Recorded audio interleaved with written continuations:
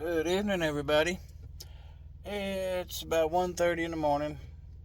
I got off work, drove around a little bit, grabbed me some cold snacks, and now it's time to cook. I'm thinking some New York strip steaks. And as a side, I want stuffed jalapenos. So tonight,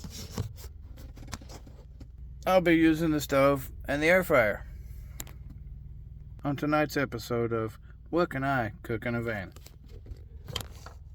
I'll be back shortly. Alright, I've got the onions simmering in the pan.